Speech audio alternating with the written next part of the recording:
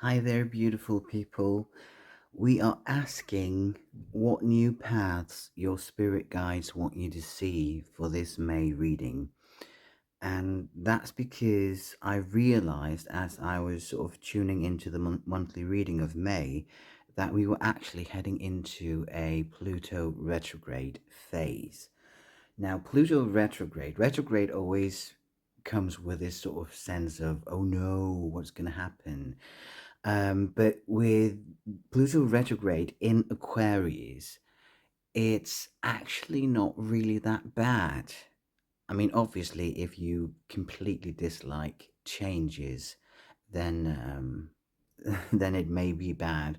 But what you can more likely expect from that period is sort of questioning the way you do things, the decisions you've made. Aquarius, it's often connected to a lot of technology. So it can be questioning, well, do I use social media the way that benefits me? Or am I um, being addicted to it? The Pluto retrograde in Aquarius sort of brings up all of these questions that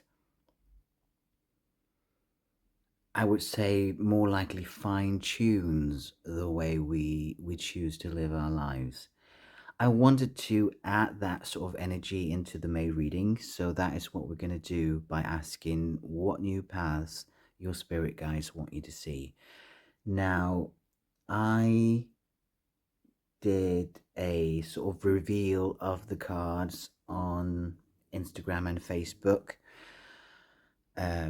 prior to what I'm doing right now, sort of to let those who need it, who need the extra time to sort of tap into the energies of the cards, to have that time. If you didn't see it and you want to see it, then it's gonna be that I'm gonna put it in here. Um, just very briefly. It takes a couple of minutes, but there'll be timestamps below. So if you don't want to see that, then you can just skip it and head on. But what we're going to do after I show you that little bit is we're going to draw some runes for these cards as well before we actually dive into the separate readings of the cards. So this is the reveal of the cards coming up, and then I'll see you with the runes right after.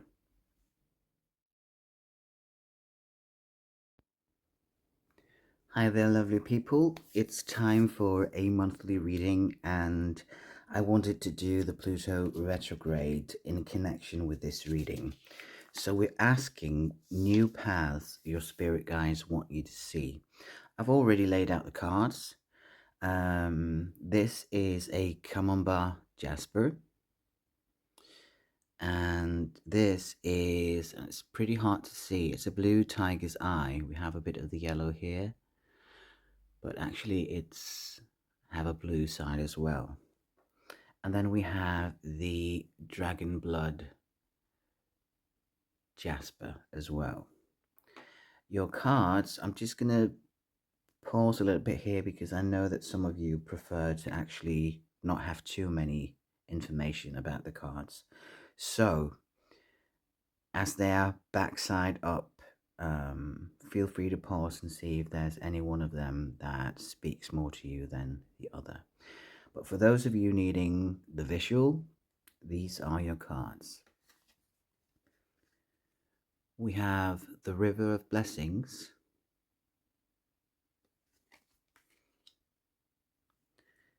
and for pile number 2, we have Courage. And for pile number 3, we have Divine Feminine.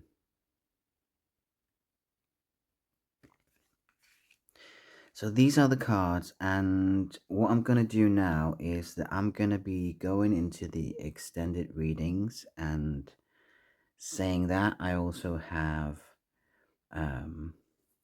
everyday things to attend to. So it may be a day or two before it hits YouTube, but I'm going to make sure to make the notifications and all that. But try and see if one or more of these can't speak to you, and then We'll see you in the reading on YouTube. Bye. Right, so that was the reveal of the cards. Now we're going to draw some runes to assist the cards, and that is for those of you wanting the additional information if you have yet not chosen your cards, and it is for well, those of you who haven't decided yet. There was one there for the one, and we're going to get these two as well. So we already have this one. Oh, we have a blank rune. It's a bit funny with the blank rune because obviously in the original runic system there wasn't anything called a blank rune. That would just be empty space in the writing. But it is it's found its way into the divination runes, and for me they resemble all options open, all doors are available. So we have that with the River of Blessings for pile 1. For pile 2, we have Thurisaz joining the Courage card. If you're interested in numbers, River of Blessings is 47, Courage is number 2. And then we have number 7, Divine Feminine. Let's see what we have here. And that is the Manners rune.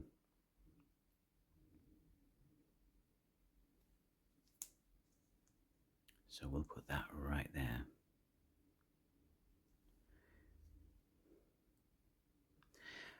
So, my dear people, these are the cards. And just right after this, we're gonna go into the readings.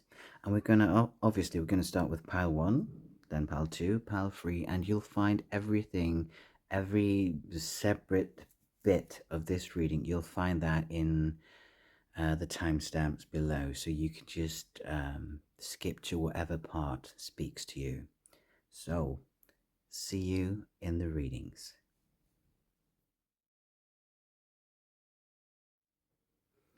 Hi there, pile 1. Welcome to your reading. You have chosen the River of Blessings, card number 47. By the way, if you're interested in any of these cards, if they speak to you, any of the cards that I use, I'm going to be using Oracle and Tarot decks. You'll find all the information in the description below. So, with that said, you have chosen the River of Blessings, card number 47. You have the Blank Rune and the Camembert Jasper. Yes, let's dive into your oracle cards. Let's see what is shown for you here.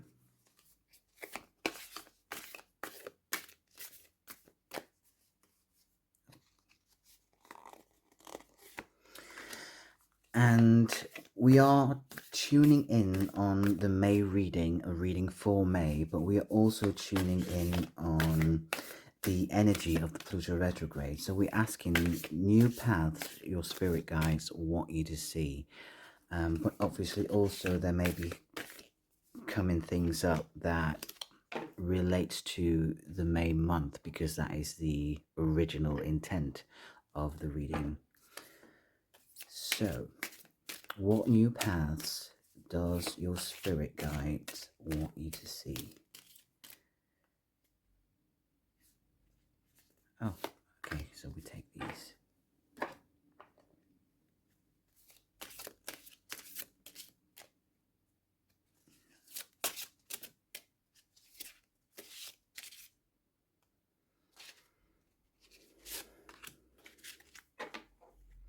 Now let's see what your oracle cards say. We have the 4th house, home, card number 42. Let's just move this up a little bit. And the spells to the side as well. Card number 42, the 4th house. Then we have Mercury messages.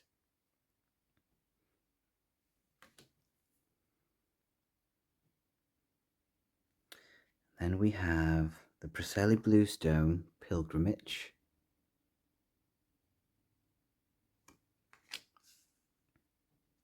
Moving this a little bit more.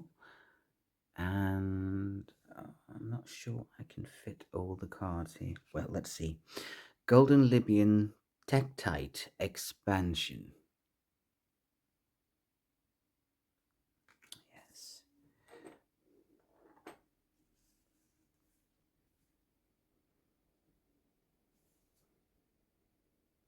And then we have Libra, the card of Libra.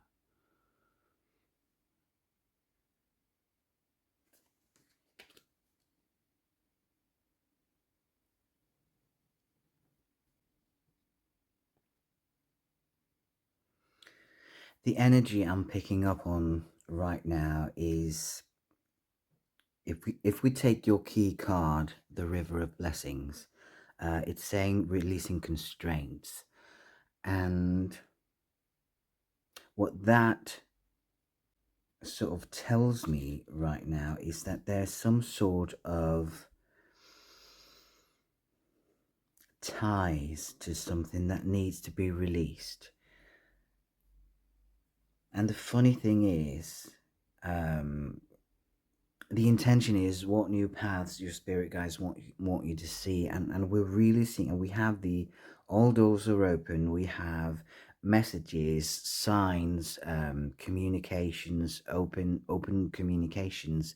We have pilgrimage, we have expansion. There's a lot of things going on here that kind of speaks into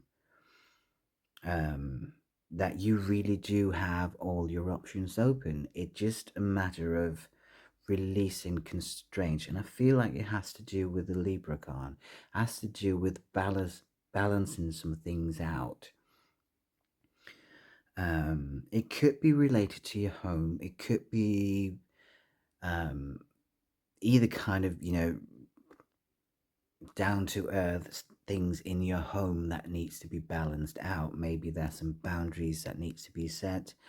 It could also be that maybe you are tied too much to your home and kind of need to balance that out with opening up a little bit more.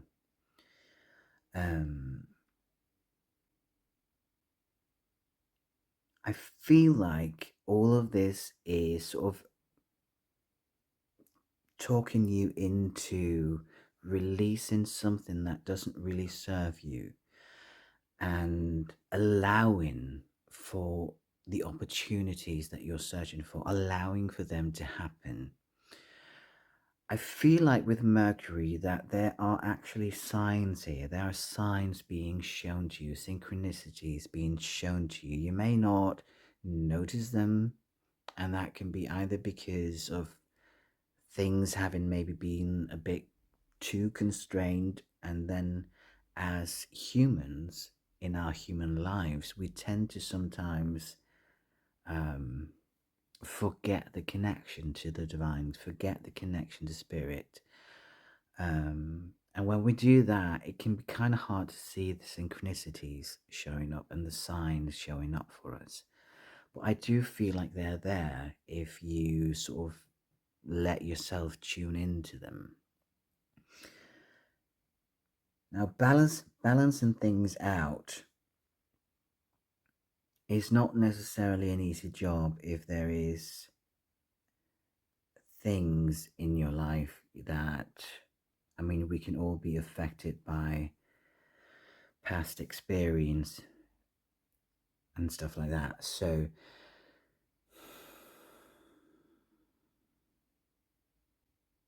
yes,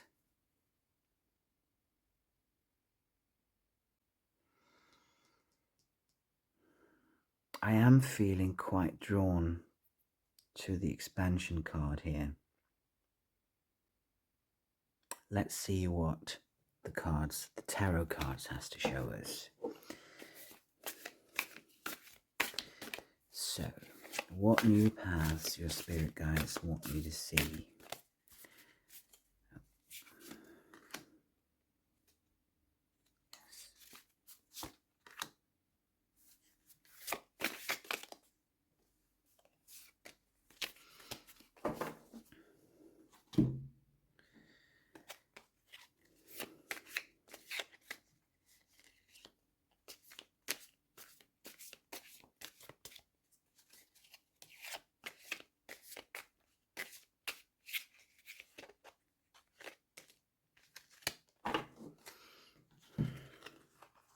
Yes, we're going to go with them.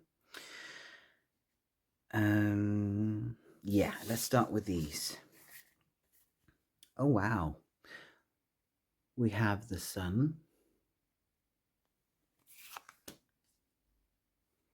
And we have the 6 of fire. And we have 3 of air.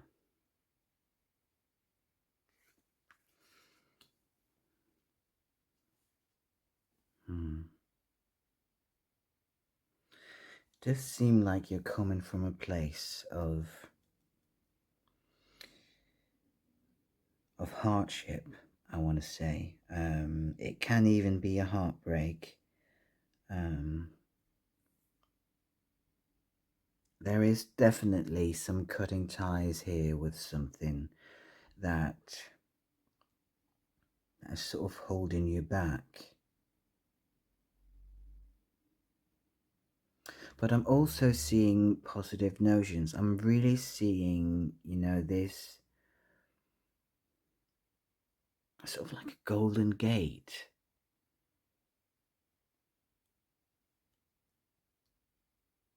Yes. I think I want to place this one over here.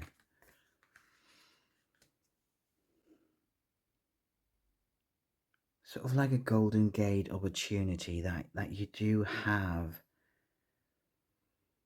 this completely open field where you are actually being encouraged to let go and to release and to balance things out. And maybe that is creating balance within your own life. Maybe it's, sometimes when we go into these readings, then we can sort of connect things to people outside of us, and that's totally okay. If that makes sense to you, if that resonates with you, then that's the way you're going to go. But I just want to voice that sometimes these energies are not necessarily external. They can very well be internal, that what it needs to be released can be something inside of you. It can be about self-doubt. It can be about being too self-indulgent or something like that. However that resonates with you, I'm feeling like if I say something needs to be let go, then I'm pretty sure that there's going to be a thing or two that pops up into your head. And me being, firmly into intuition, then I'm going to say that that is going to be your sign. What your intuition tells you is one of the signs that are actually there. So let's see. We have the Knight of Swords. Now I'm running out of space here. Well, we'll just put him on top. Then we have the Ace of Clubs, or Wands, I guess you can say.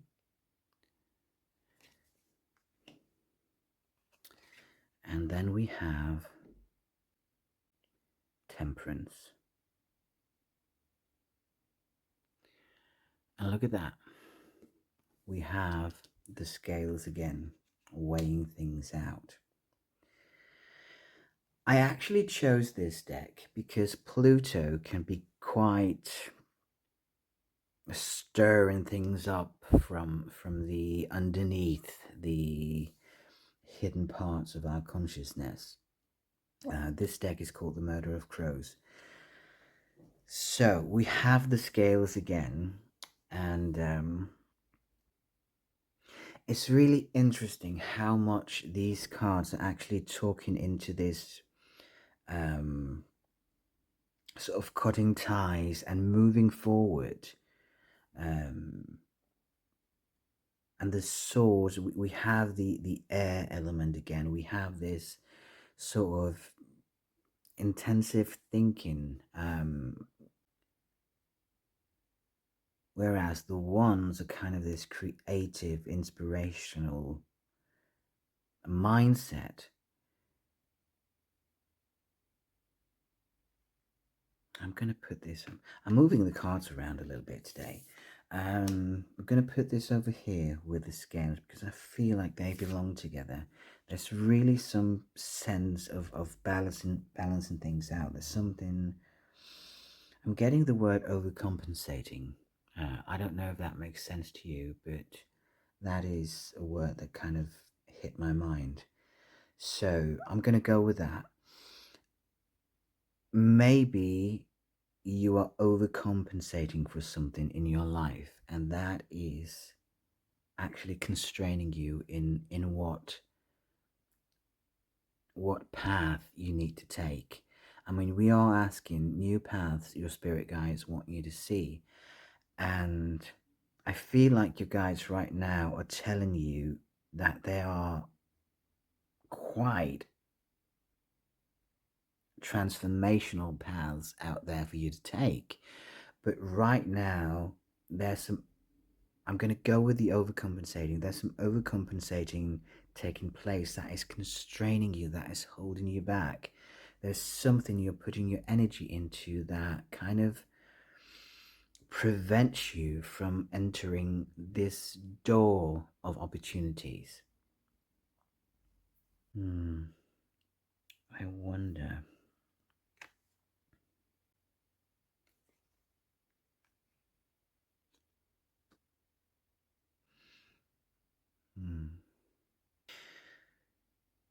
Can we get some more clarification on what this path is about? Because I am seeing something quite significant here. A pilgrimage, something quite new, which kind of speaks into the Ace of Wands. It's kind of like new ground that you're touching in some sense. Yeah, there it was. How are we going to go with all these? Kind of new ground that is being touched. So we have the Page of Water. Oh, the High Priestess and the Elder of Fire. Wow. The Elder of Fire is actually kind of this entrepreneurship of cards. And we have the High Priestess and the Page of Water. Oh, that's interesting.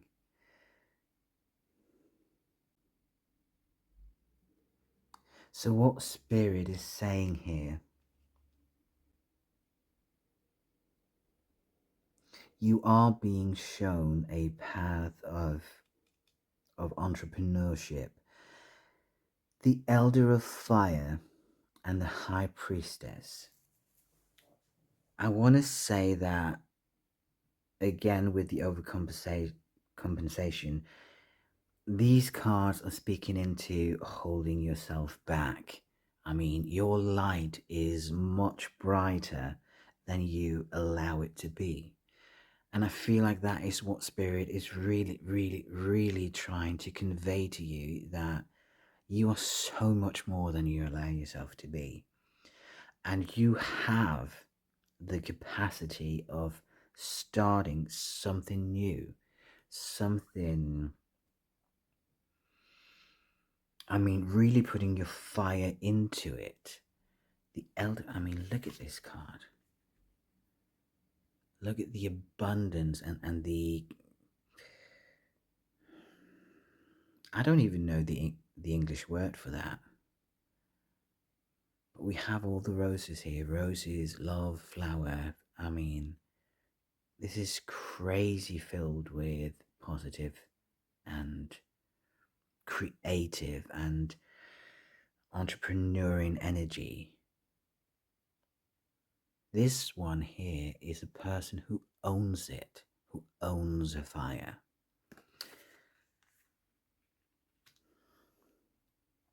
You may not be aware of it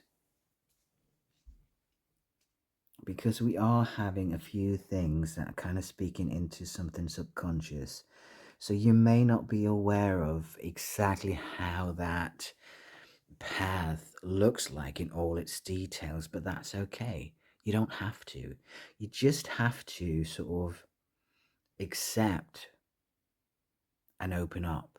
We have the page of water talking into, taking the first steps, taking the first little sneak peeks into, okay, what can be revealed for me here? But there is definitely an energy of something, of you having the option of bringing something completely new to the table.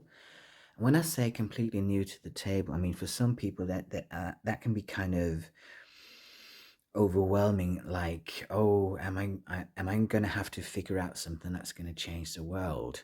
We're not talking about that. I mean, this is relaxed personal readings, collective readings, mind you. So there will be things that resonate and there will be things that don't. But I mean, this can be within your own life, that you can bring something completely new to the table. And that, I mean, if I have to think out examples, it can be having spent, I mean, overcompensating, having given too much of yourself in, say, that can be a relationship, it can be job, it can be not being, able to sort of hold your own ground. And then by being able to do that, you actually open up to something new in your life that is going to profoundly change the way you show up in the world, and that can be allowing yourself to, take time out to a new hobby, or a hobby that you've always wanted to dive into, but that has sort of been pushed to the side because you felt like you needed to put your energy somewhere else. I feel like Spirit is telling you it's time to balance things out. It's time to, I mean, it's okay that you use your energy for whatever it is that you're overcompensating with. That's okay, but also remember to use some of that energy for yourself, because that is going to open up this door of opportunities. It's going to open up the way you show up in life. And I feel like Spirit is telling you that you are so much more than you allow yourself to be. I mean, that is really what the Elder of Fire is speaking here. You're so much more than you allow yourself to be, and you're so much more than you may even know that you are. But the High Priestess is really showing up to let you know that she's there with you, that she has your back. Yes. I wonder, for this May, is there any additional information that my pile 1 can get?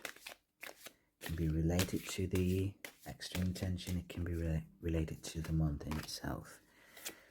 Any additional information for my pile 1, please? Whoops, I'm seeing that one. These are really slippery cards, actually. They're also quite new, so that may be one of the reasons. I'm going to be doing a reveal. I want these two as well. I'm going to be doing a reveal of, let me just show you. This is the deck. And it looks kind of dark, kind of grim-ish. And I felt like, for the Pluto Retrograde energy, that was really something that spoke into it. So any additional information for pile 1 for May? We have the Two of Pentacles, again with the balance. You can't really write it, can you? We have the Seven of Cups.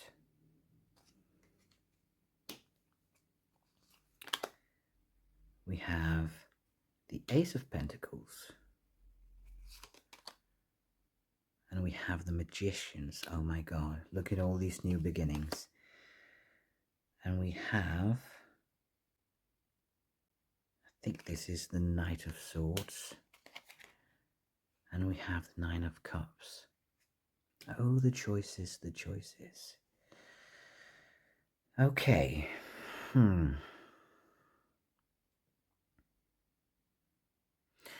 Well, we are definitely seeing new openings, and with the Magician card, I mean, we are really again talking into your own ability of doing magic. We have the choices again. So, I mean, we have the choices in so many ways.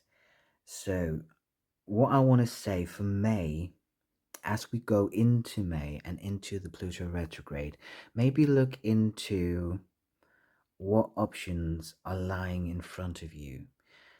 This is definitely something that would be beneficial to journal about, because I don't feel like this is something, I mean, maybe for a few of you it's going to be, oh, I know exactly what this is about, but I do feel like with the High Priestess and some of the other cards, this is actually talking into going a little bit deeper within yourself and meditating a bit on the options that you have, and even maybe meditating on what it is in your life that is the overcompensation.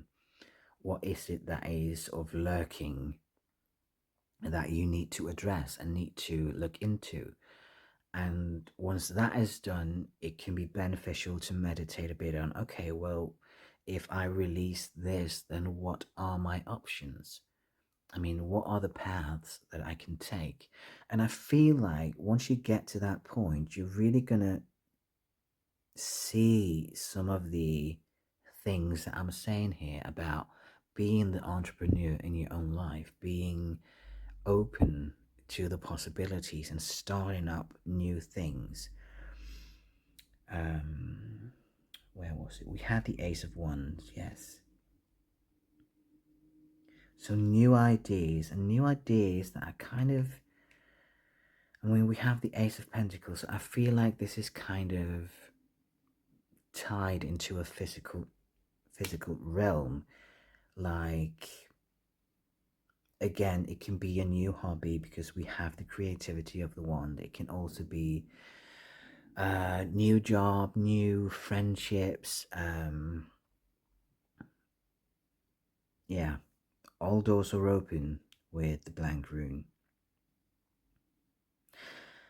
With the Nine of Cups, I do feel like we have a lot of options, good options open. It's not like you're going to have to choose between bad things.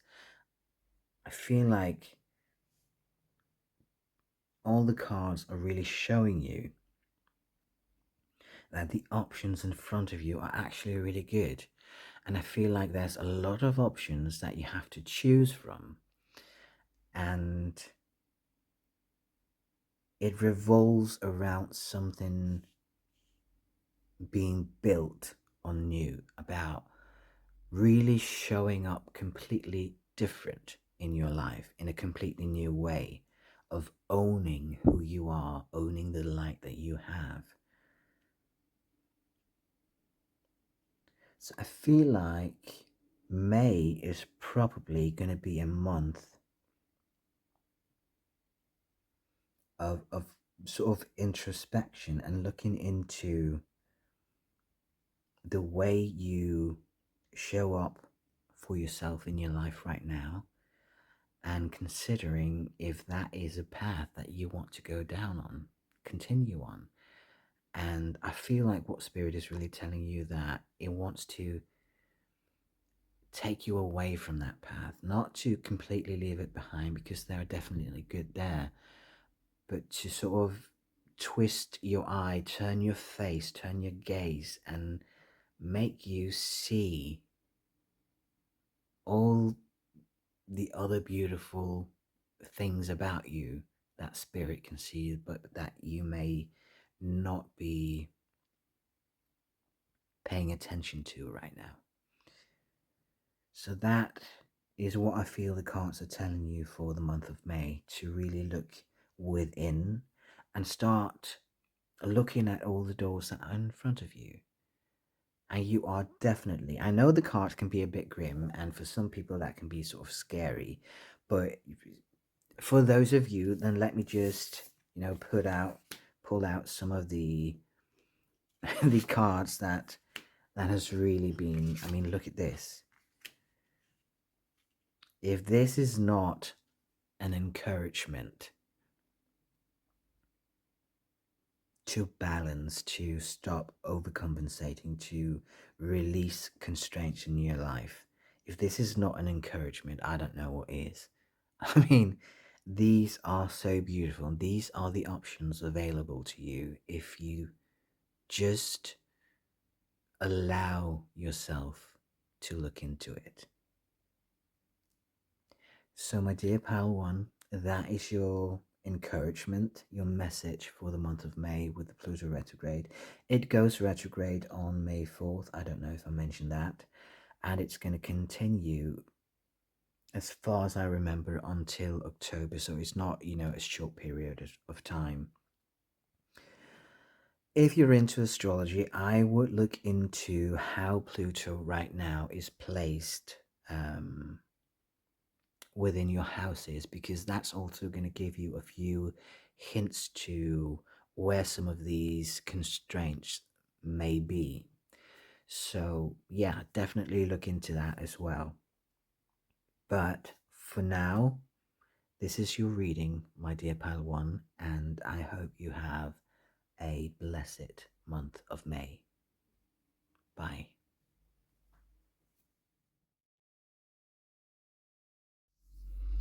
Hi there, pile 2. So, this is your reading, and you've chosen card number 2, Courage. It also says Strength, Fierceness, and Family. We have the Blue Tiger's Eye, and we have the Rune of Thurisaz. Thurisaz can be about defense. It can be about protection, sort of protection against conflicts. So that's sort of the initial words attached to your reading. But let's look at your oracle cards and see what they have to say. They're sort of going to be opening up the reading.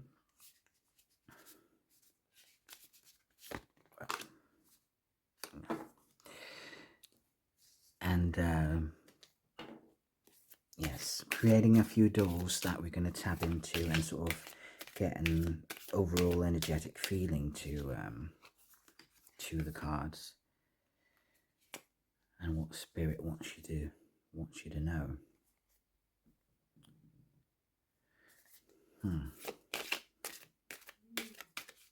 Okay, thank you. And that one.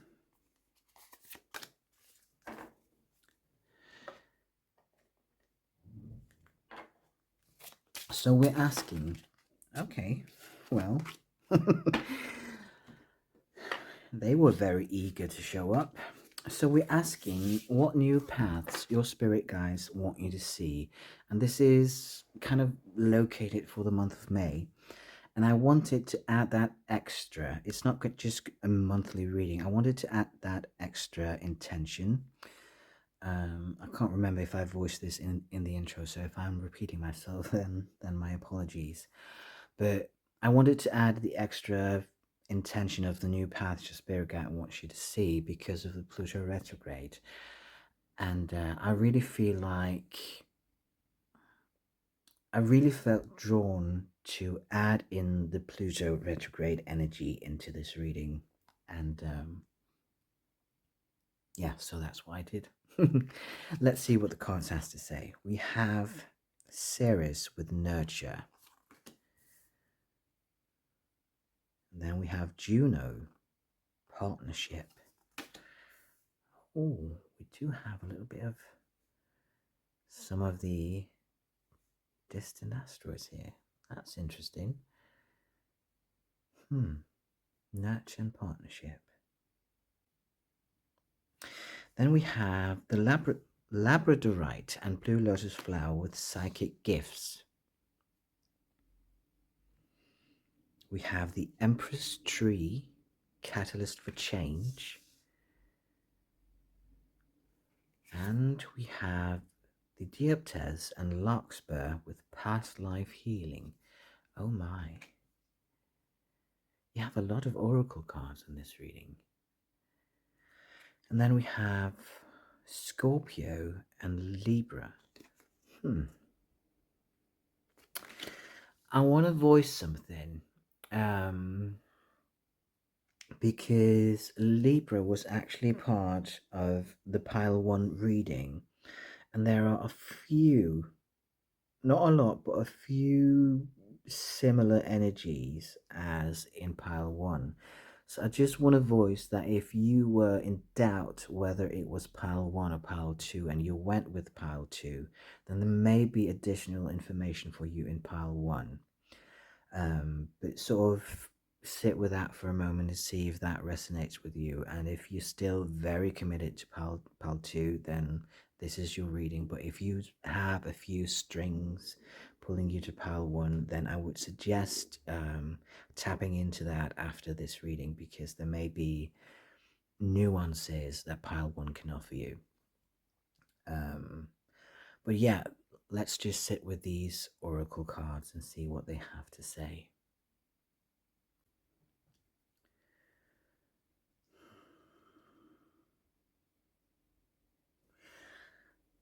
I'm feeling very drawn to the past life healing card. Let's just put it up for a while.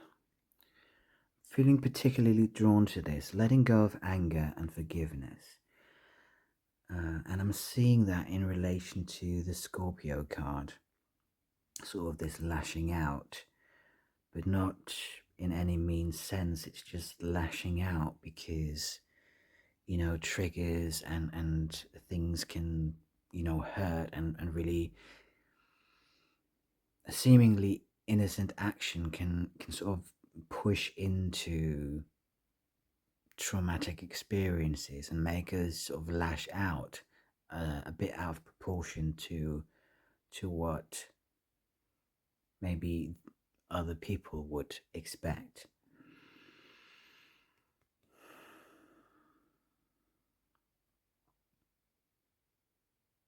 I feel like this is something that has been a struggle for quite a while. Let me just get some water here.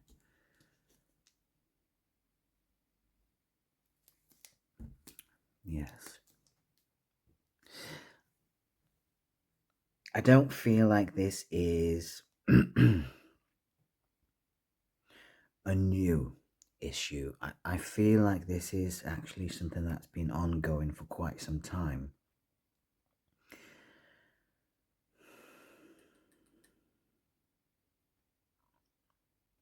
And we have the rune of Thurisaz. And usually I would tap into sort of your protected energy, but I actually feel like it's more like a sense of needing protection, or maybe feeling a lack of protection. I'm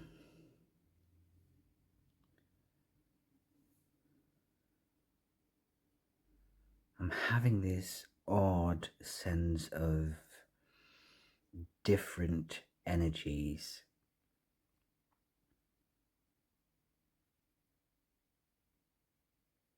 If we are taking your key card, courage, strength, fierceness, family, I feel like that is sort of revealing to you to, you know, when we face struggle, we can sort of get into this mode of giving up, like, oh, it's never going to get better, it's never going to change. I do feel like the card of courage is actually talking into yeah, it is going to get better, but there's some past life healing that needs to go on, that needs to take place. And I feel like these are actually the cards of the healing, the nurture, the partnership. We have the family here as well.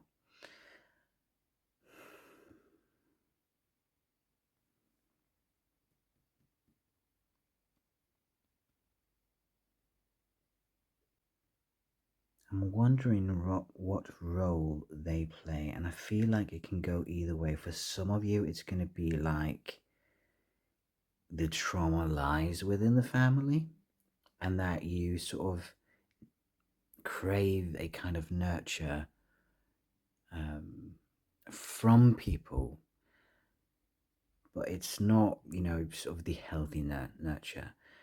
And then there's the other way that some other of you are going to resonate with, and that is the fact that the nurture comes from the family. And then we have these kind of big cards here: psychic gifts, wise sage, awareness, call to action, catalyst for change, clarity, freedom, unbinding. Unbinding. Yes. Let's look into some tarot cards and sort of get some clarification and some nuance to these cards.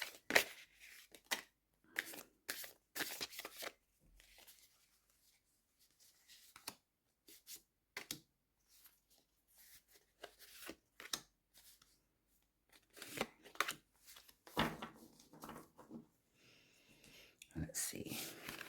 This one popped out, so let's look at that. Eight of Water. Yes, there are definitely something that's going to need to be left behind. Look at this. All these transformational butterflies. Eyes watching.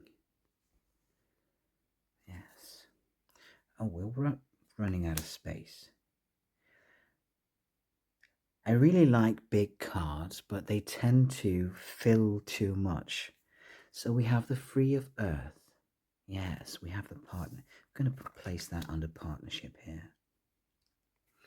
We have the Six of Earth, and we have, oh my, the Wheel of Fortune. Look at this.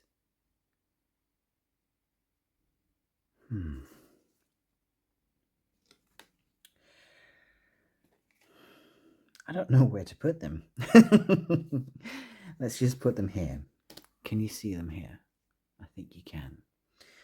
Right.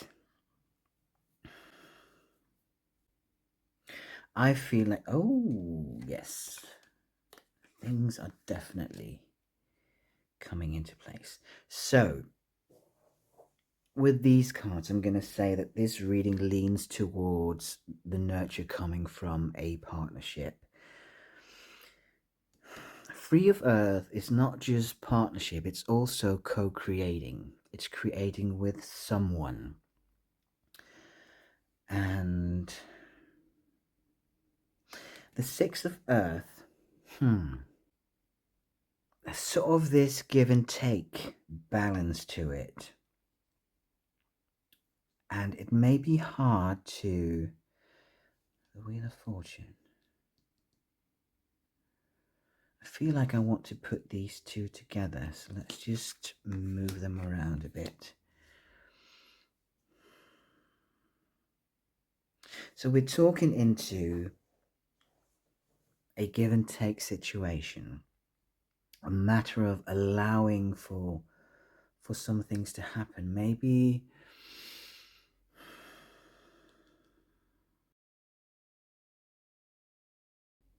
allowing for the healing.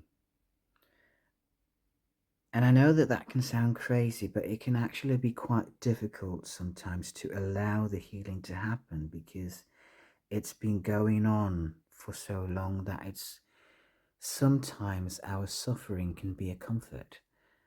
that I know that sounds weird to some ears, but it it can be kind of habitual for us to be stuck in this kind of survival mode.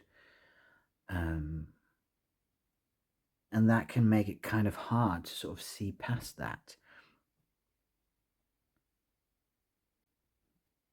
But if we're tapping into the energy of new paths your spirit guides want you to see, I feel like your spirit guides are really trying to open up a doorway of allowing in for a partnership, allowing in for a co-creation. Um, there's a sentence in my head: you don't have to do it by yourself. You are allowed to rely on someone else to assist you here, give and take. I want to say reaching out. And as I'm saying reaching out, I'm looking straight to the catalyst for change. Unbinding yourself from whatever ties you, leaving what ties you behind.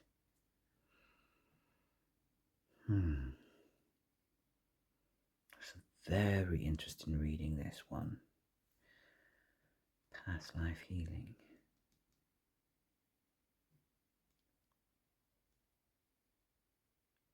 The funny thing is, we have Pluto Retrograde, so it really resonates in with the past life healing. Can we get some additional information about this past life healing piece? What needs to be looked into? I don't want that one. What needs to be looked into? Now these cards, I already mentioned it in pile 1, these cards are kind of slippery, so they can be all over the place. So I really have to look into what do I want? Yes. And this one too. So, additional information about this past life healing.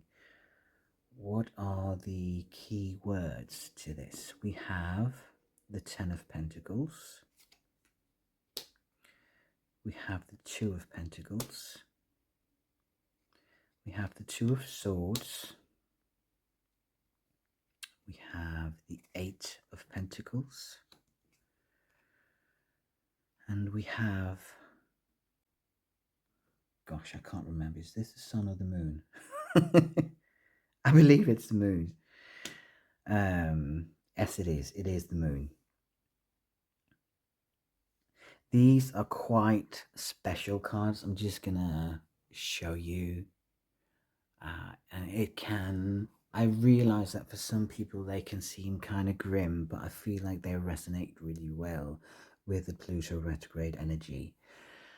Past life healing, additional information. There are definitely things lurking underneath the surface here, and I feel like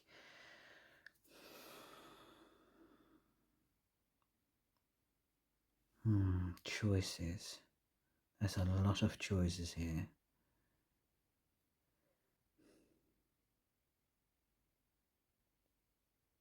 Now, usually Ten of Pentacles is this abundance card, but I'm getting sort of this wording of picking things apart. And picking things apart to a point where it can be hard to choose. That may be some sort of scattering of things.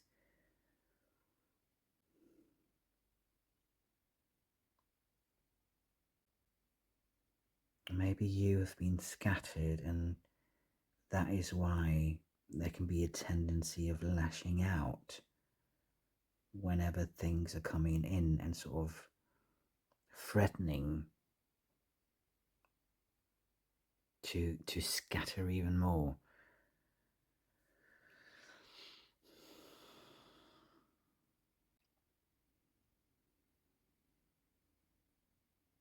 This is a healing that requires a bit of work, I'm sorry to say. I'm just gonna, I mean, I read the cards as they are. I don't really sugarcoat things too much.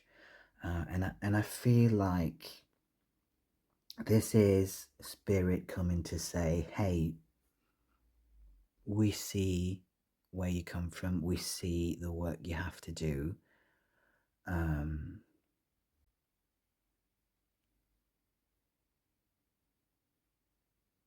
but there is nurture on the path. There is...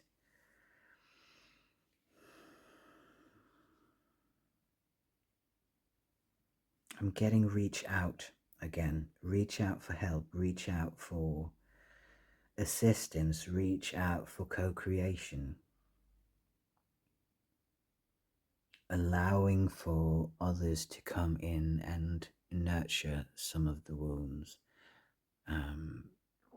Just because someone may have hurt you, it doesn't mean that everyone is going to hurt you. I know that that's what our minds can tell us sometimes, that especially if we've experienced something multiple times, then it can be really hard to find that trust again. But I am getting a really strong sense of that reaching out, allowing yourself to reach out, because there's going to be someone there ready to grab your hand.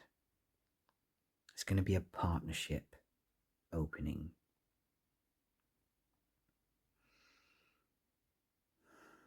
Yes.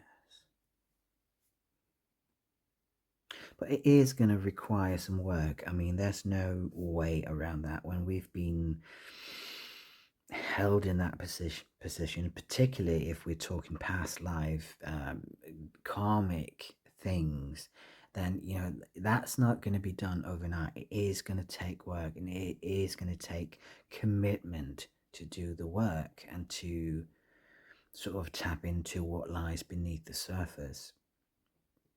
It's not always going to be fun. I do feel like I'm being called to this card again. I do feel like there is a message of balancing, of not getting too caught up in this work, because when that happens, then we can forget our everyday lives, and that needs to be present too. So there's this kind of balance to it. But I do want to say that there is a really clear message of leaving something behind, but it's not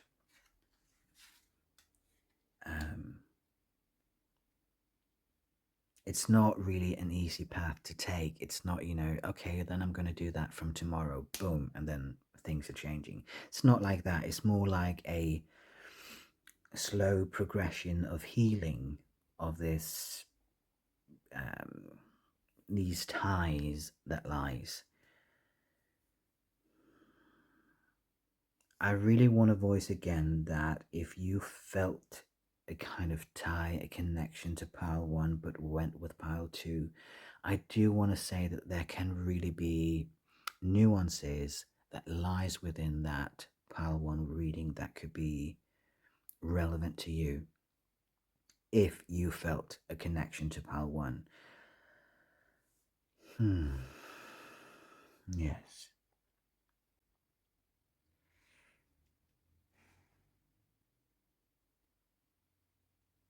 I wonder if we can get any additional information for this partnership, this reaching out. Where does it come from? What is it going to do? I'm going to get both of these as well. Additional information about the partnership. We have the Devil card. We have the Chariot. We have the Ten of Earth. And we have the Star.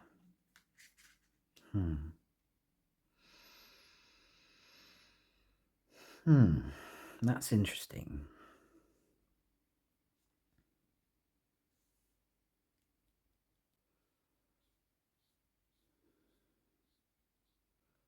Things are not the way they seem.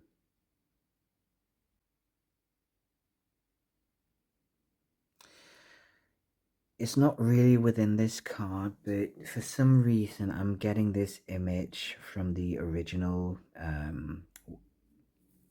Smith Wade cards where, you know, these people are in chains, but they're completely able to take the chains off. They just have to see that they're able to take the chains off. And I'm getting that energy with this Devil card. That there may be a sense of feeling chained up, but you are actually very much capable of releasing those chains. As I was asking about partnership, I feel like that may have to do with someone else, that you may feel like there's a sort of locked sense of connection.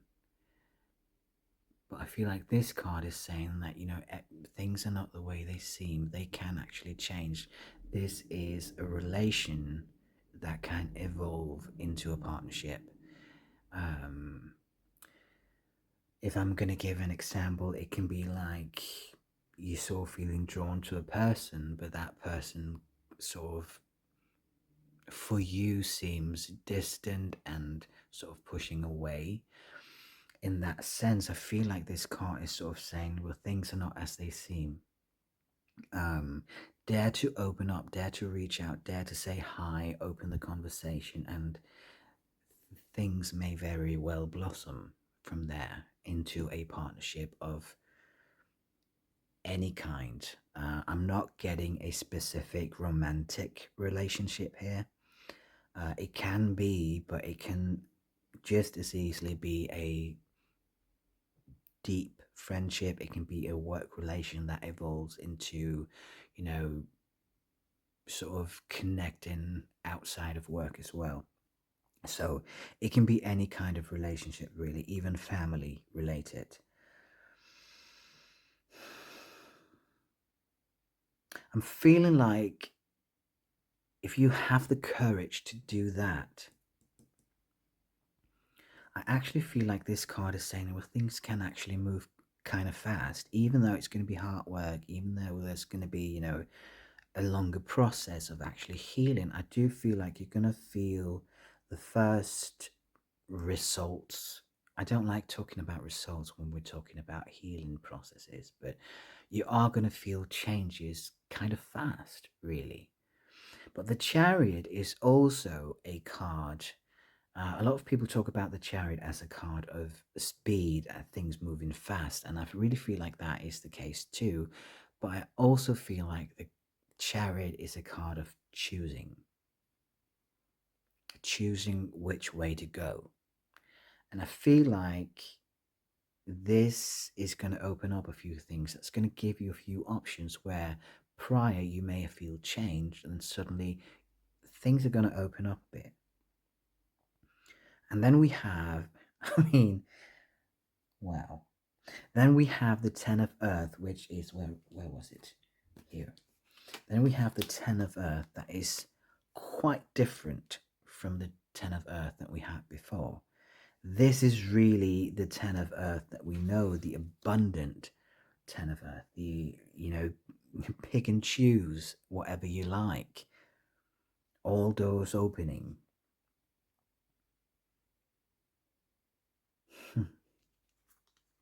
When you wish upon a star,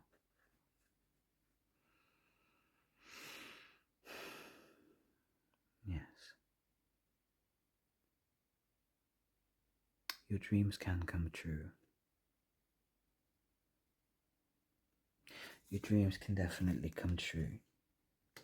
But it does take some courage on your behalf. And I really say, working with past life healing, past life trauma, karmic things, it is something that takes courage. It is something that requires the strength and the stamina to sit yourself down and do the work.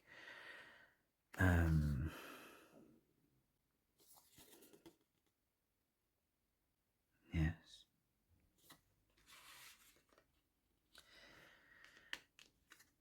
for the month of May,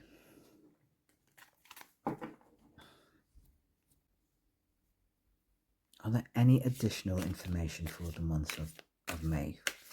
How is this going to pan out in the month of May? The Pluto Retrograde lasts until October, as far as I remember, so it's not going to be only in May that this retrograde energy is going to be present. All of this is a longer run, but for the month of May specifically, what is to expect of this journey? I want to take out this one. I'm going to go with that one. That one. That one. And that one. Yes. So for the month of May, we have the Tower. We have the Five of Swords. We have the Three of Wands. And we have the Eight of Swords. This tells me that it's going to be a little of a bumpy start to this ride, which is not unusual. I mean, when we're working with things that lie so much ingrained in us as past life healing and things that may have been present our entire lives. I mean, it's breaking habits is not easy. It just isn't. There's a sense of feeling stuck still and feeling like, well, I made the connection, I made the opening, but nothing's happening. Stay consistent. Again, with the heart work, stay consistent. We're having the Three of Wands, a sort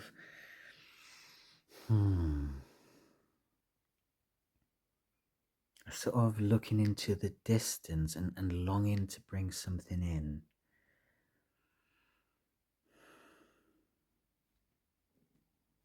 What's with the Five of Swords here?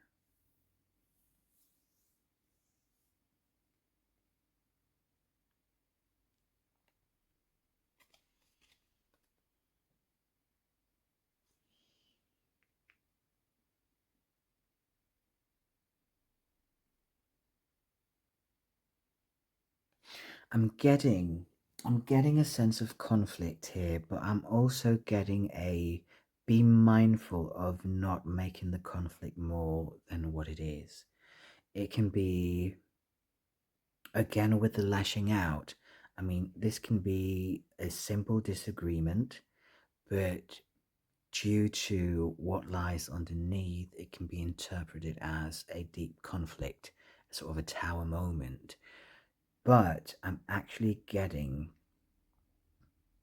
a sort of a message that that's not what it is. It's just a disagreement, and that is okay. I somehow feel like that disagreement is actually going to be sort of a key moment. If you dare to realize that it's a disagreement and just a disagreement, you know. The Three of Wands is also opening up to new areas, new borders. It's sort of taking in the world, acknowledging, the views of others and sort of letting them flow into your life.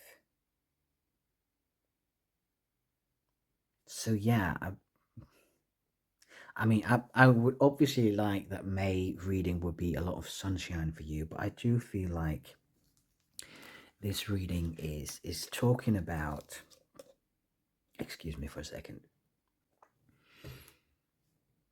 I do feel like this reading is talking about, it's going to be it might be a bumpy start on this journey, but that doesn't mean that the journey is wrong. It doesn't mean that you're on the wrong path. Again, with the new path your spirit guides want you to see, they want you to see the path out, but they also want you to know that it's not going to be done overnight. It's not going to be done in a fortnight. It's not going to be done in a month. But it is going to be done if you have the courage to take it. Okay, so I'm seeing a message of encouragement. I'm seeing an acknowledgement from Spirit that there are going to be days where you feel like this is going to suck, to be honest. But there's also going to be days where you feel like this, abundant, like things are opening up, like you're really, forwarding into this new path, this transformation, this release of chains that you once held. So I'm getting sort of this, and that may be what I was feeling in the beginning, is this sort of double message of something restrained and yet something really abundant and life expanding. But I feel like that is the message from Spirit to you, that, hey, we acknowledge this is going to be hard. This is going to take effort. It's going to take some time. But it's going to be so much worth it. And for the month of May, I mean, there's going to be bumpy rides. There's always going to be bumpy rides in the beginning.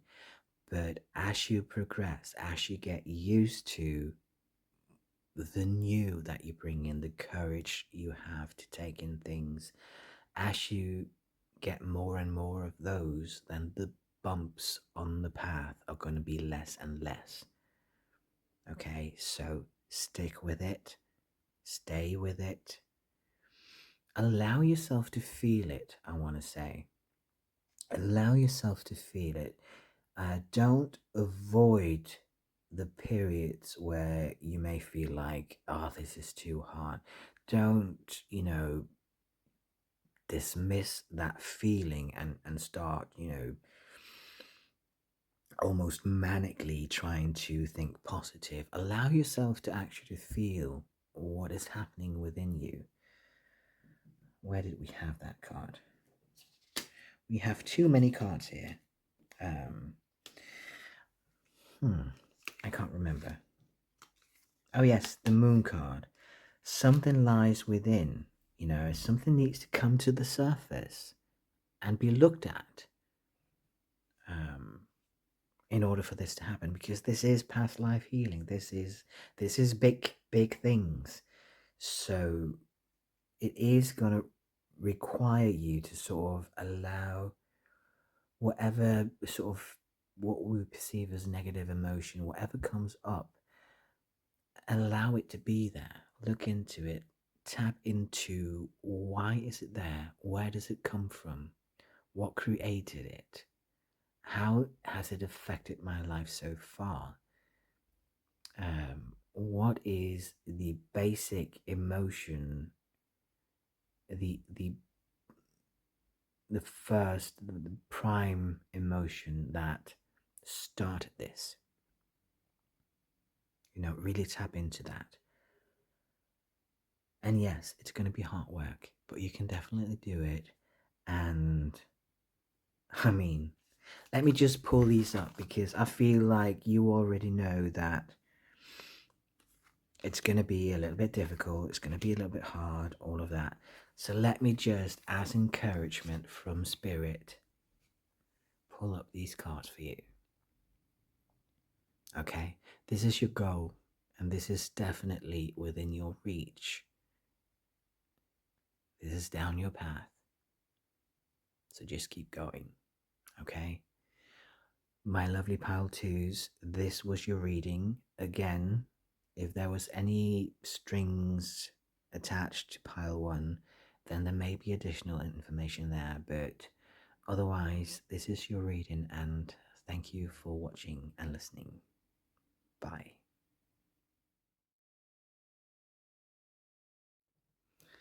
Hi there, my lovely pile threes. You have chosen the Divine Feminine. Let's just pull it back up. Magnetic receptive power. This is card number 7. Almost looks like a heart. So, the divine feminine.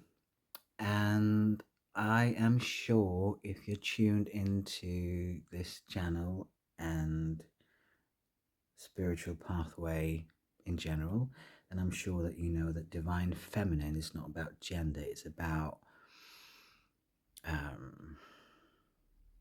values and ways of expression within yourself. So it's not only women, it can be men as well. Divine feminine, and then we have the rune of Manus with the self, the soul, self-development, and we have the dragon blood stone. So definitely very well speaking together. Okay, so it seems like we've had a bit of a Mercury retrograde interference. As I was starting to draw your oracle cards, I ran out of space on my phone, so the video shut down and I didn't notice. So that means that I actually turned your oracle cards not knowing that the video wasn't recording. So as I noticed, I had to sort of make the file that I've made smaller. So, but let's dive back in. I'm terribly sorry that you weren't there for, choosing the cards and turning them. So I'm just going to quickly go through what your cards were. From the first deck, as the video shut down, I drew the Solar Calm Clarify,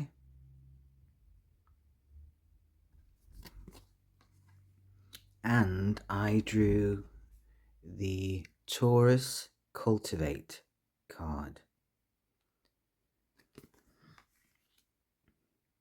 And from the second oracle deck, I drew Fuchsia and Felspar with Inner Child. Oh, sorry. There we go. Fuchsia and Felspar, Inner Child. And I drew the Herkimer Diamond and Snowdrop Resurrection. And then the last one is Cancer.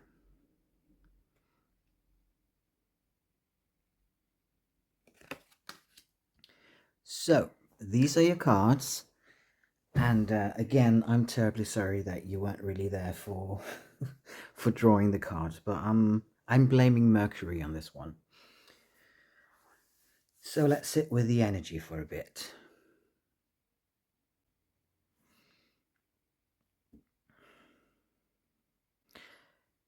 There's a very much homey feeling about this one, and I'm saying this because of Taurus and because of Cancer.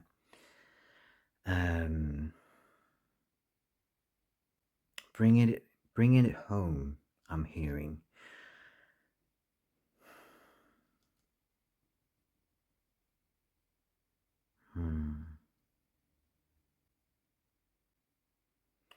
With the divine feminine, the value that lies within the divine feminine, it says here, receptive power. The divine feminine is a very present way of being human. Of course, divine masculine is the same thing, but divine feminine has this encompassing empathy, nurturing vibe that really includes and circles. There are no edges, so to speak.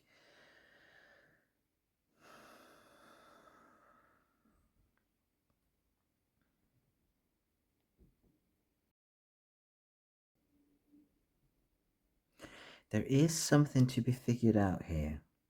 We're having the manas and we're having the dragon blood. Those are kind of energies that talks about, really diving into your true self. That true self could be encompassing or including more of the divine feminine energies. It could also be balancing. There's a lot of people today talking about making the divine feminine everything. But fact is that if we want things to be whole, we need the divine feminine and the divine masculine. So right now I'm talking into balancing the two, if that makes any sense. It could also be that it's a message of bringing in the divine feminine because there's too much of the masculine energies. Again, when I say feminine and masculine, it has nothing to do with gender. It's something to do with the way we exist in the world. Inner child. I kind of love that these two are next to each other, the inner child and the resurrection. It's kind of like digging down to that inner child and really bringing up the wisdom of that inner child. Clarify, cultivate what's already there. The funny thing is, as children, we are so present in the world. Children are so wise in so many aspects. They may not be able to navigate the grown-up world, but they understand the world in a much more genuine and straightforward way than grown-ups tend to do. So a lot of the time, it's really beneficial to dig down and really find that inner child and resurrect some of the wisdom of that inner child. But we are definitely seeing some self-awareness, some self-development, some discovering one's true self issues going around here, paired with a sense of earthy, homey kind of vibe. So yeah, this is really exciting. Let's see what your tarot cards has to say.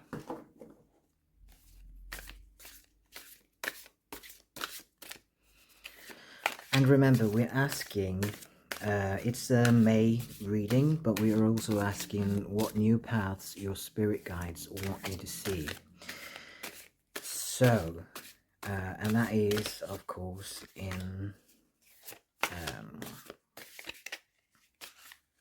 considering the Pluto retrograde energies. And that one. Let's start there. Oh, 5 cards. Okay. So we have the Page of Air. We have the 7 of Water.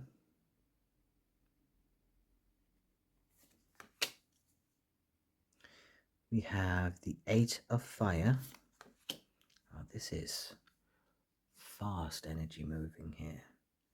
Let me see if they can all fit. Maybe they can. Then we have the Queen of... Oh, that's a beautiful card, isn't it? We have the Queen of Earth.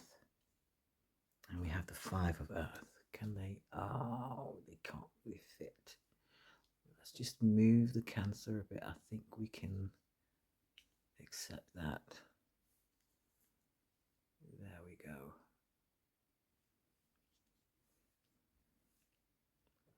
Yes, that'll have to do. Okay.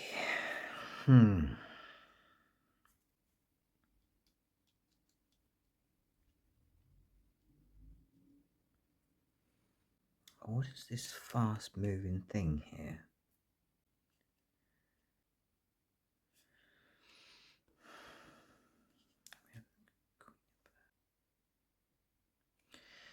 There's an odd connection between these two. I can't really explain them.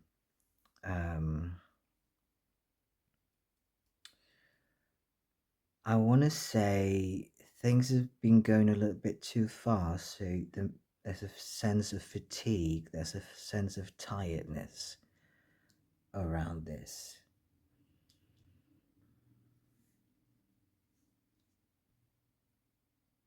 But look at all the lights ahead here. We have one up there too. I'm getting the sentence "follow the light," and it's not in the kind of mortal way. It's more like follow your passion. I'm hearing follow your passion.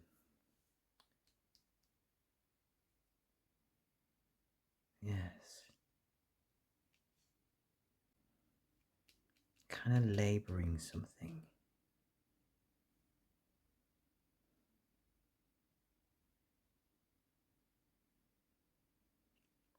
There's a kind of odd vibrating sense to this reading. It's kind of like,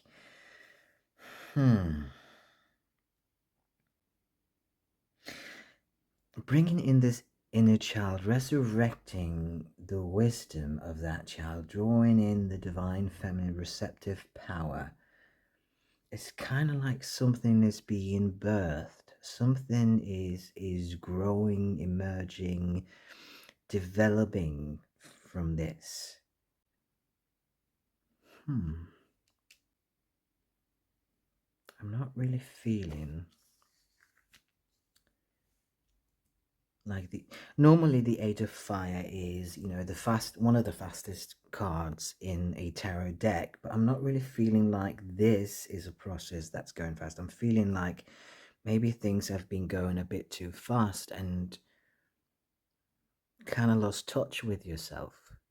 Not necessarily in any dramatic way, but just, having to sort of center yourself, reconnect to what you inherently already know. And maybe that's where the homey vibe comes in. I mean, take some time to yourself, take some time to think, to evaluate where you are, where you want to go, and how to get there.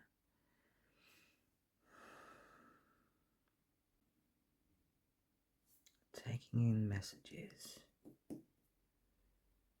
receiving messages.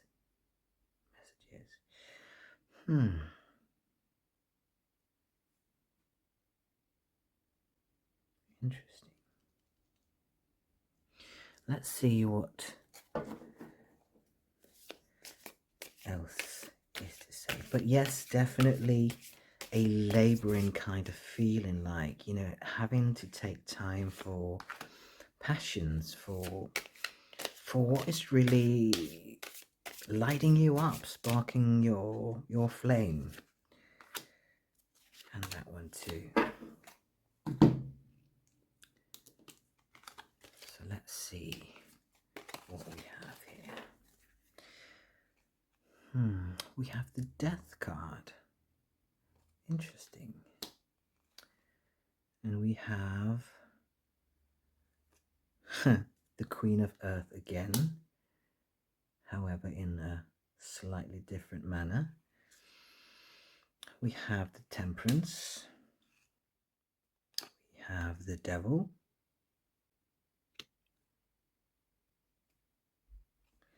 And we have the Ten of Pentacles. We actually have some quite big cards here. If you are a person that finds yourself in a place where you're actually pretty much spiritual connected, and I'm guessing that most of you are, but if you are really very well in touch with, divine feminine and aware of having to keep the balance and things like that, this is kind of telling me that it's not a place that you have been given for free. There has been a price to pay for it. And that may very well be why you've gone fatigued, why you're being called to bring up your inner child and actually remember where you came from.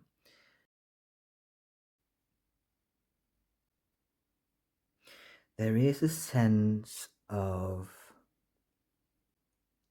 distant overview to this Queen of Earth. There is a sense of, standing firm. I think you're aware of your values. I think you're aware of, for the most part, where you want to go. It's just a bit of a wobbly kind of place with a fatigue and with sort of needing, taking a little bit of air to breathe. Now, this one came out, I think it was pile 2. I'm getting sort of the same sensation to it now, this sense of picking apart something.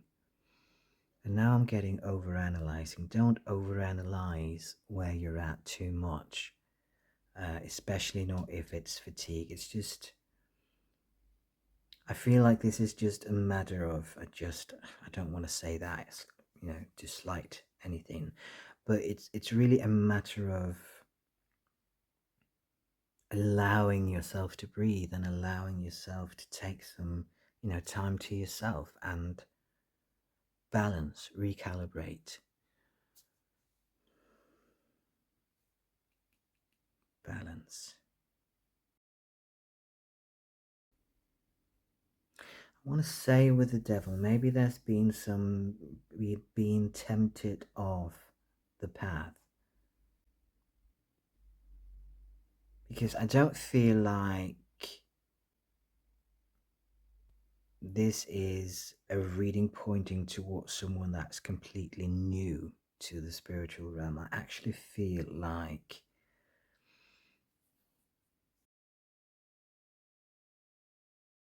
you're very well in touch with the energies and the values in your life. It's just like something has sort of slipped its way in and pushed the direction a bit. And now you sort of need to recalibrate and figure out a way to sort of push back. And that may very well mean that whatever pushed the direction will have to go, will have to be left behind. That is a sort of more current-ish kind of reading, but I'm also, as I said before, I'm also getting the sense that this, the place that you are, knowing the values, knowing the universal balance is, I don't feel like that is a place for some of you that has been given freely. I think that there's been quite a significant part of your life where there's been some, it could be karmic relations, but it could also, just be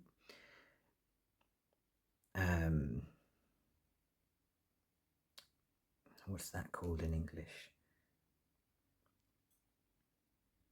Times with a lot of trouble, maybe even trauma, things that have sort of held you back and disconnected from the wisdom of the child.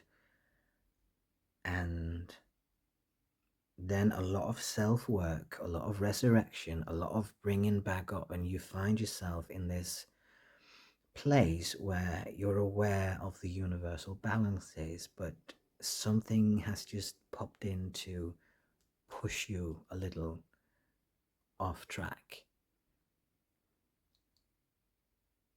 But the interesting thing here is that, let's just move these a little bit aside.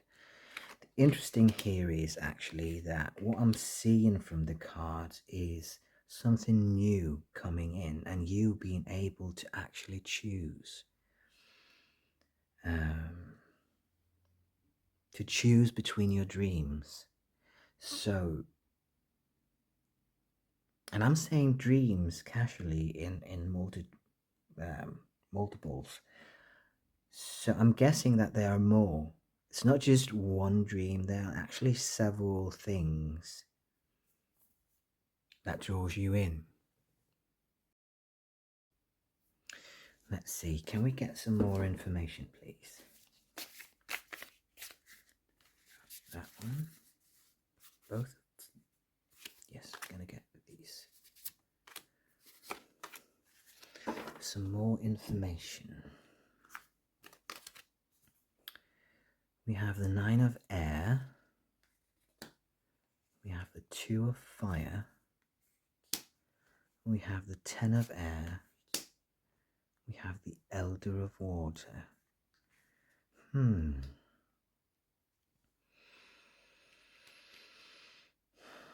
There's definitely some overthinking going on here. And we have the balance again.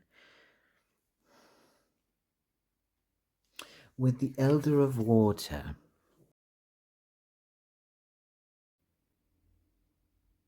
this is someone who is completely in control of their inner world. And 9 of air and 10 of air are really not much in control of their inner world, stereotypically in the cards. I'm noticing the wings having been nailed to the tree, almost like being prevented to fly. So what new paths are your spirit guides wanting you to see? I think the first message from Spirit is actually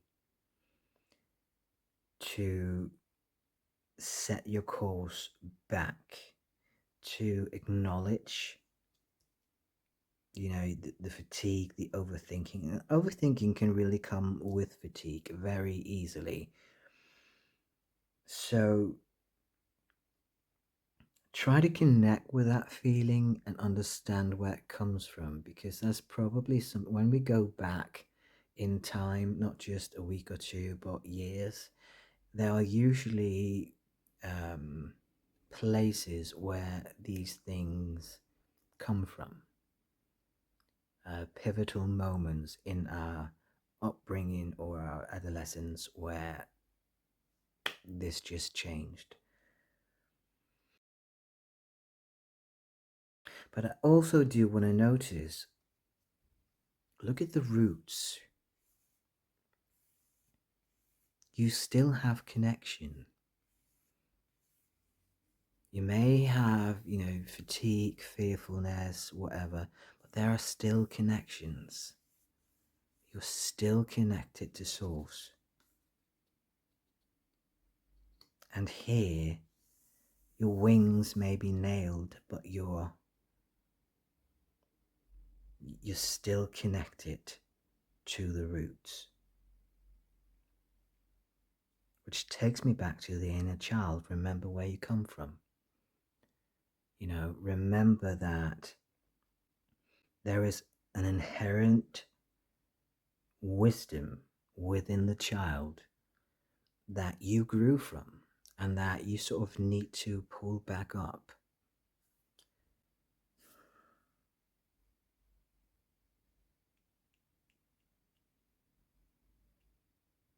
Understanding the emotions.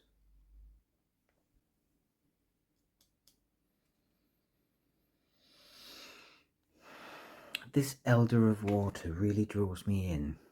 Can you see this? I think you can. This is someone in charge of their emotions. And this is someone who also understands the emotions of others, seeing things from different perspectives.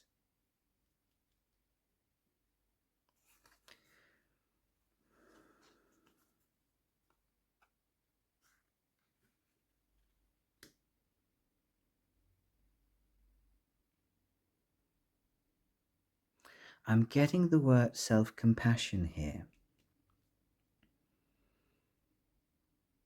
which brings me into this fatigueness and maybe being a bit hard on yourself because I think actually many people who have worked with themselves spiritually, sometimes we find ourselves, in a bit of, everyday life struggle, and we kind of forget to use all the tools and the wisdom that we have because things are just moving so fast. And sometimes we can actually be really hard on ourselves and almost lose hope that we will ever truly get it, that we will ever, really be, whatever epiphany or high ground we have of assumptions in the spiritual world. Um, what I want to say is spirituality is not, it's not a hierarchy, it's not a goal, it's not, a game of achievement. It's a personal journey. You cannot compare it to anyone else. Then some may compare them to themselves because they used to be connected and then life happened and now all of a sudden they don't do their cards anymore, they don't work with their crystals, they don't say their prayers or meditate, or whatever way one expresses and practices their spirituality. And some of those people can be extremely hard on themselves because you know that phrase, I should know better? I think I think a lot of us do, but I think it's particularly relevant to this reading. There's sort of this sense of self punishment over something that I don't really feel was ever in your control. It just happened, you know. So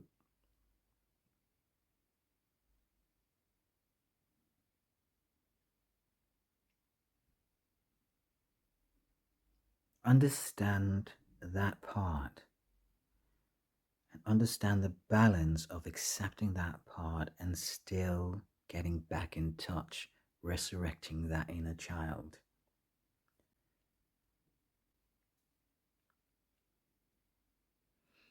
Yeah, I do want to say take a bit of time off. I know that's not, really a luxury that all people can afford, but find your little, you know, spaces in everyday life where you can sort of take a breath. Maybe it's spending 5 minutes in the lunch break just going out, enjoying the sun, or watching birds, or, whatever. There are so many ways that we can sort of tap into that spiritual realm, even in small doses. And those small doses are actually going to do something on the long run. But I also feel like that kind of self awareness towards being harsh on yourself will also lift you up to another level. It will give you the ability to actually learn some of the patterns so that next time you'll be able to catch it quicker. So, what new paths does Spirit want you to see?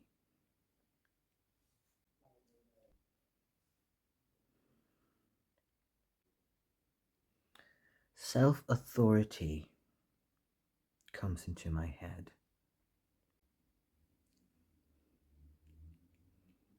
Being your own eminent ruler, so to speak. Recreate that balance.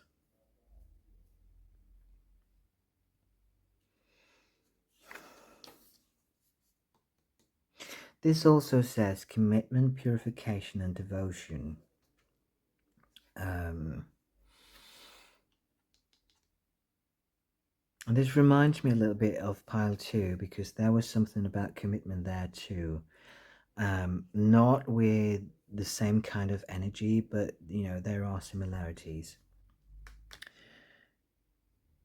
Understanding this pattern in oneself takes, well, it takes some purification. Honestly, it takes some devotion. It takes the ability to love oneself, which can be kind of hard, because if one is already in a place where you can be a little bit harsh on yourself, then it can be hard to flip the coin and say, "Oh, but now I love myself."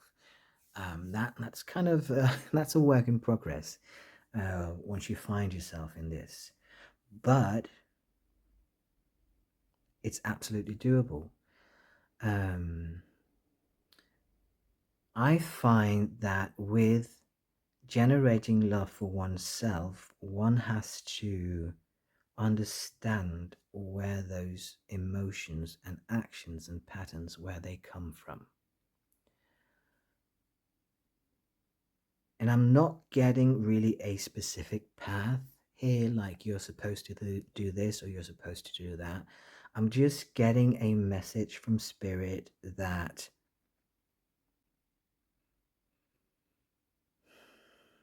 the thing that you crave is already there. You're just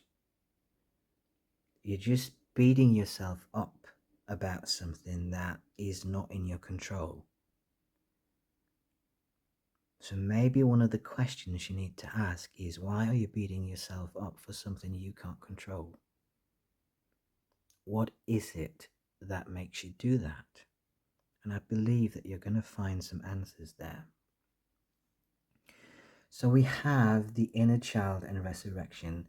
If there is it's kind of a foggy path, if we can put it that way, but this is kind of spirit saying that, bring up that inner child, resurrect the wisdom, and that wisdom is going to be your path.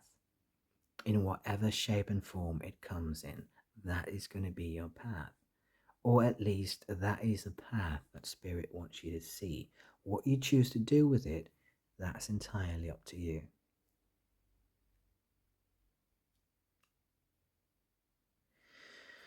So, can we get any additional messages for me? Any final clarifications? Any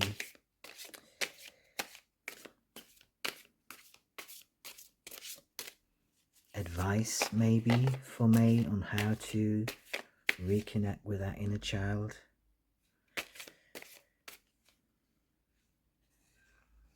Okay. Oh, so you want out. Okay.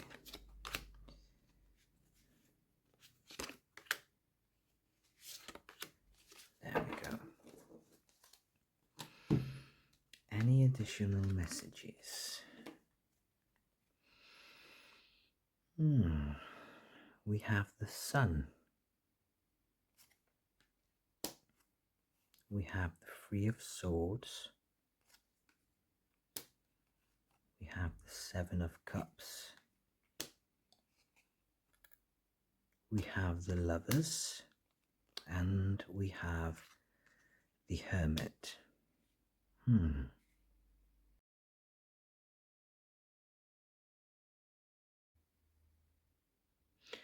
Ultimately,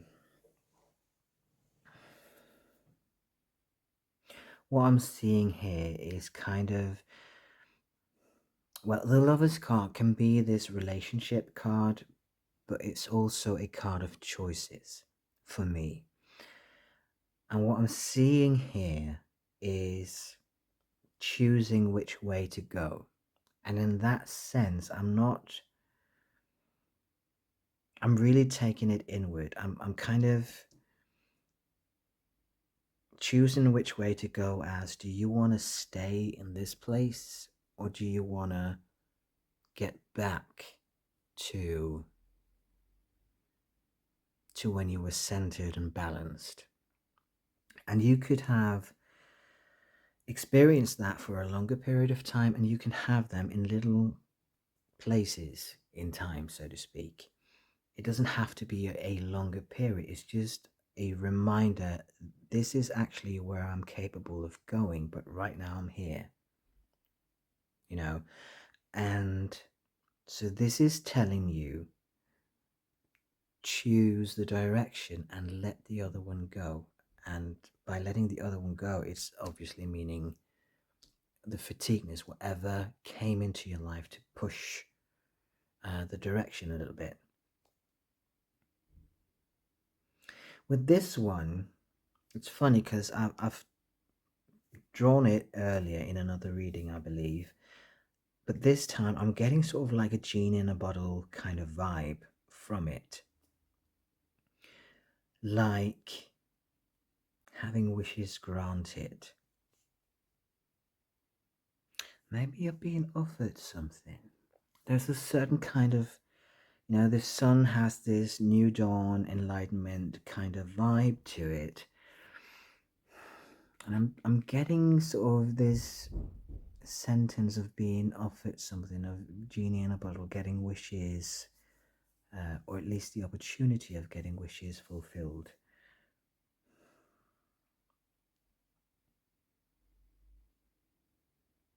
So this tells me that for May, as being called into a little bit of, reflection,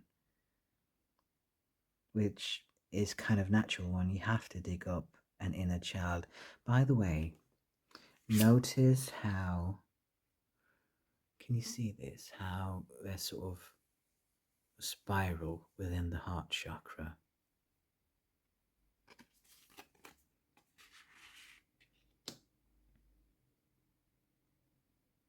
The heart being sort of the brain of the soul, so to speak.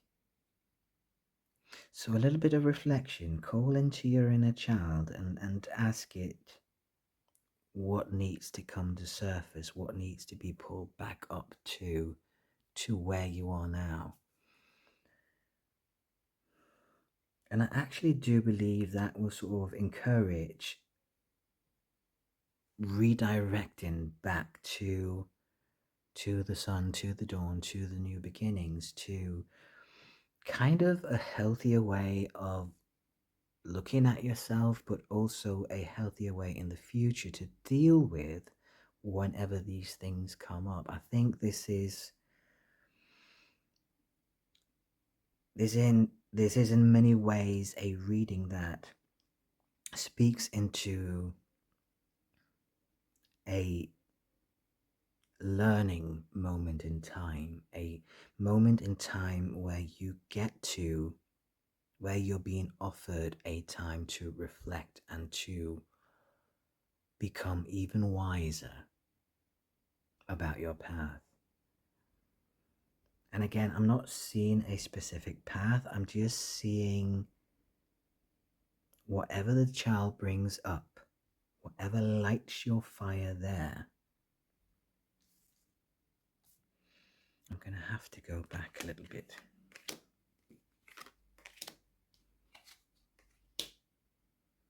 Whatever lights your fire. Yes. And the pages of air having things coming in. I wonder if someone is coming in to assist you in this. There may very well be that someone's coming in, a sort of genie in a bottle, someone unexpected coming in to sort of assist with navigating this, because it's probably not easy bringing up that inner child and resurrecting the wisdom it has to give.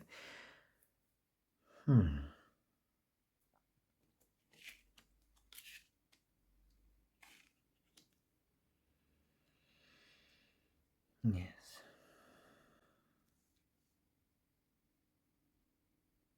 I really just want to take some time and say your path hasn't been the easiest. And I'm kind of sitting here getting in awe of how firm you're standing. And I'm seeing this really, really sturdy tree. And yes, a few branches can break off in the storm, but the tree is still standing. You're still standing.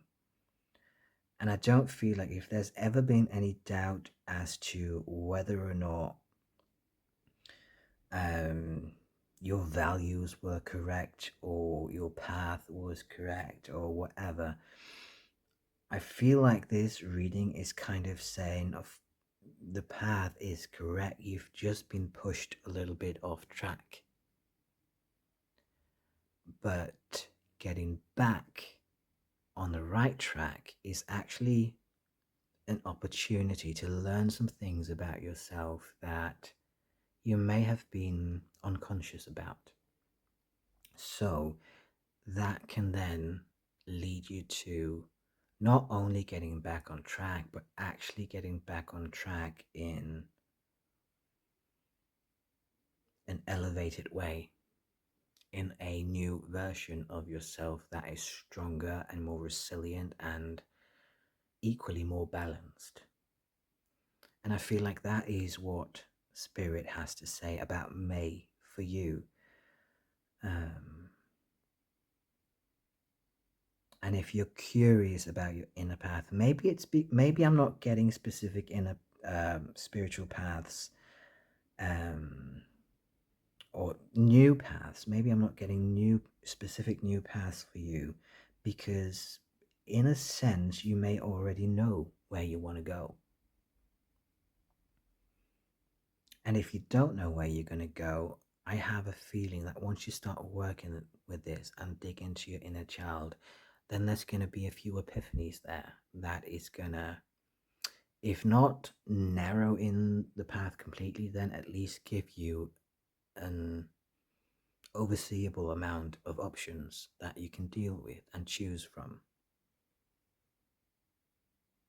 Yes. So, for the month of May, allow yourself to take a little bit of time off, reflect a bit about where you are, where you want to go, and what, if anything, has pushed you offside. This is a collective reading, so there are going to be things that resonate, and there's also going to be things that don't resonate. So, as always, with all collective readings, not just my own, but everyone that you see, take what resonates and leave the rest. Because your intuition, your heart, knows what matters. So, my beautiful Palfreys, that was your reading for the month of May, and an encouragement from Spirit that if you don't already know your path, you are going to figure it out very soon. Or I shouldn't say very soon, you're going to figure it out if you do this inner child work, tapping into your original self. So, blessed be beautiful souls, and I'll see you in another reading, hopefully. Bye.